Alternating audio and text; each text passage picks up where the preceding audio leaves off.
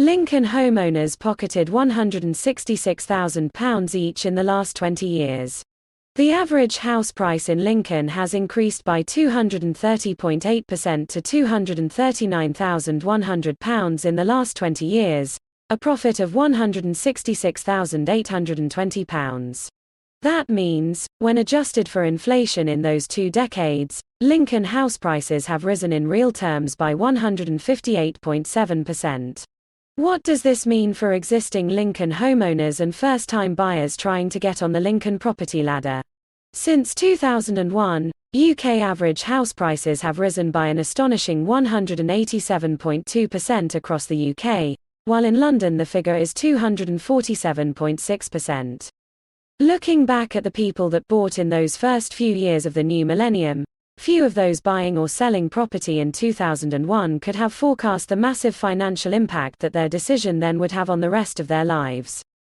In those years, there have been winners and losers, where some Lincoln buyers have made hundreds of thousands of pounds, and Lincoln renters have paid out tens of thousands of pounds and yet been unable to buy their first home.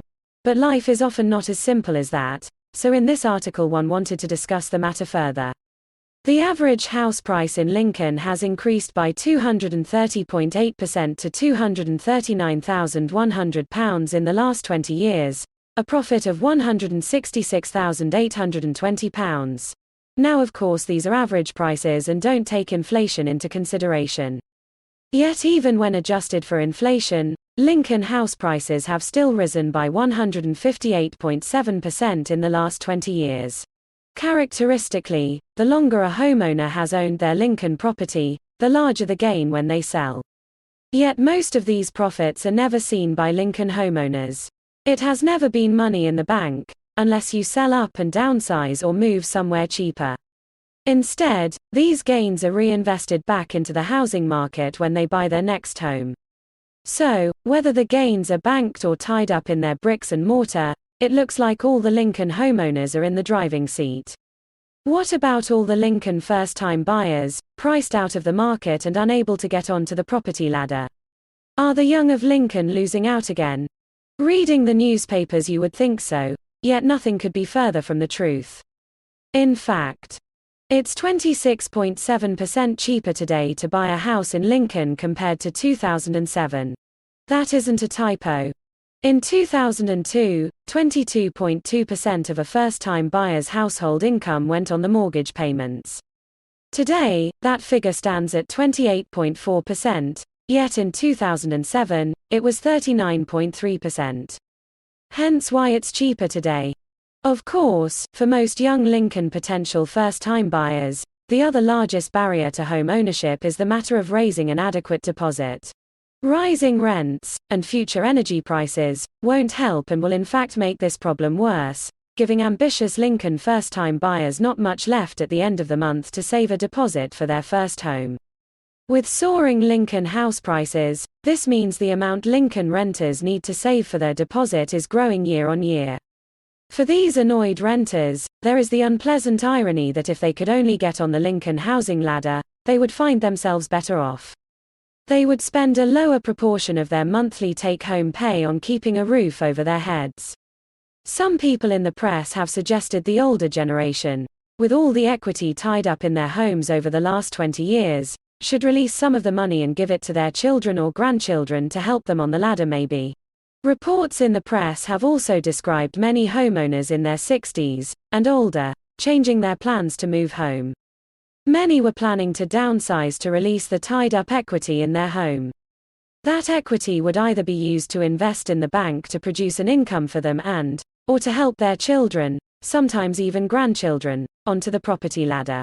Yet with the interest paid by banks and building societies on any lump sum being very low, to many mature homeowners it hardly seems worthwhile making the move to downsize. This means many younger would-be first-time buyers are missing out on help from the bank of mum and dad, or the bank of granddad and grandma, with their deposit. However, the problems caused by low interest rates could also be their savior. Many older homeowners have turned to equity release, thus allowing them to get hold of a share of the equity amassed in their property, in exchange for a tax-free lump sum of cash. Cash that could be used to help with deposits for their children, grandchildren. The mature homeowner then stays in their larger family home and helps their family buy a property. Whilst I am not a mortgage advisor, and you must take proper advice from a qualified mortgage broker, equity release mortgages don't have end dates and the interest payments are rolled up until you pass away. This means that there aren't any monthly payments. The interest rate you pay is normally fixed for the mortgage, and because interest rates are so low, that means the debt shouldn't balloon up. And should you decide to sell in a few years' time, you just pay back the capital, redemption fee and the small amount of interest accrued. Now of course, that does mean there will be less for your offspring to inherit when you pass away. Equity release mortgages though have had some bad press recently. In the past they were unregulated and pricey. Yet today, there is more protection for borrowers. One answer to the growing interest debt is to pay part or all of the monthly mortgage interest charged, yet you must have the income for that. You also need to take advice on how the equity release will affect your liability for nursing home fees and inheritance tax. Also, if only one person in your home is the owner of the property, if that homeowner dies, the partner who is not on the mortgage, because only owners can go on a mortgage, won't have any rights to stay in the family home. Finally, if you are planning to move, don't just compare the interest rate, but the redemption charge for early repayment. Some of them can be very high. My advice: take professional advice and speak to your family and involve them. Yes, we have all built up some amazing equity in our Lincoln homes, and yes, there is potential to help the younger generations with that wealth. Just go in with eyes open and know all the facts, all the pros and all the cons, then decide what is best for you with all that information to hand. What are your thoughts, as a mature Lincoln homeowner or a first-time buyer, on this? It would be good to hear from you.